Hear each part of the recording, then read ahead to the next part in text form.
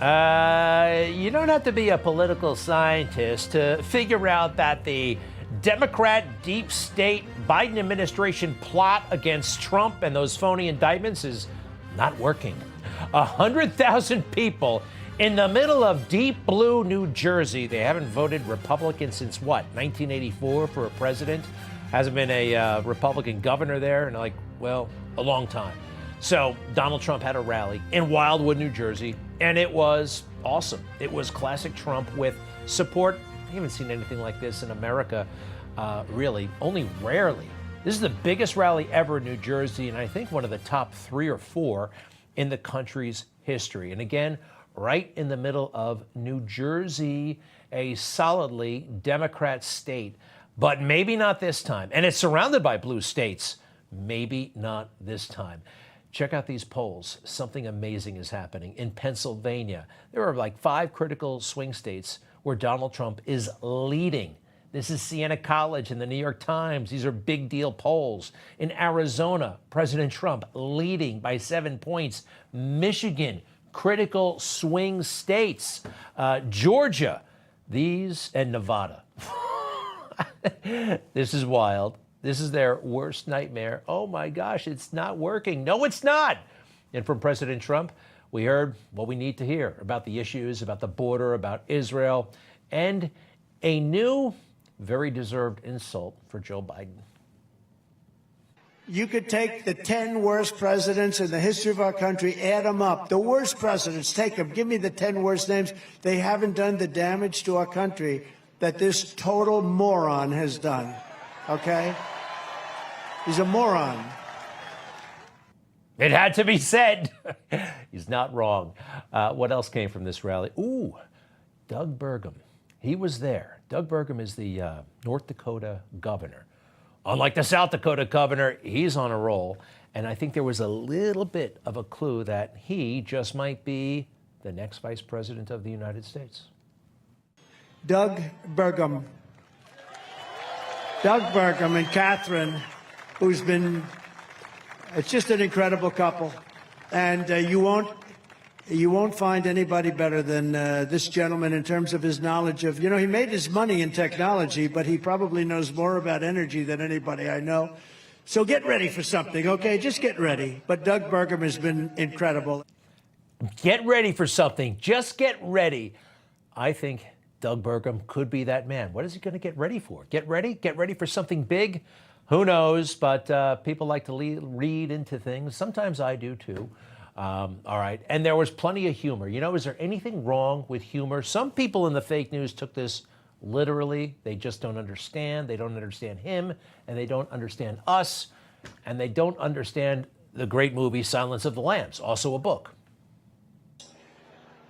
Silence of the Lambs. Has anyone ever seen a Silence of the Lambs? The late, great Hannibal Lecter. He's a wonderful man. He oftentimes would have a friend for dinner. Remember the last scene? Excuse me, I'm about to have a friend for dinner. As this poor doctor walked by. I'm about to have a friend for dinner, but Hannibal Lecter. Congratulations, the late, great Hannibal Lecter. We have people that are being released into our country that we don't want in our country. You'd be surprised. Fake news reporters. President Trump seemed to be endorsing a serial killer from a fictional. Just come on. We get his point. We understand.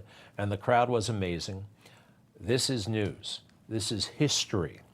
Every time the Obama drew a crowd, ooh, they love to remind us. The cheering was deafening at this large Obama rally on Cleveland's lakefront. A large rally on the grounds of a middle school here in Las Vegas. The president has addressed many large rallies over the course of the last month. Oh, but that was Barack, and they love him, and they hate Trump. Oh, boy, do they hate him. And they love that he's going through this ordeal in the courthouse. It's just amazing how things work, right?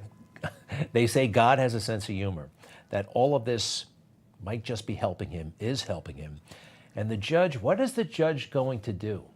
If you listen to the legal experts, and too many of them have been quiet, really, American Bar Association, state bar associations, this is outrageous what's happening. He should have recused himself. His daughter makes money from Democrats. The idea that he would throw this case out as it deserves to be thrown out, after the prosecution rests, the judge could just say, he's innocent, I've heard enough. I don't think that's ever going to happen because his daughter's got too much, riding on this. And there's Michael Cohen.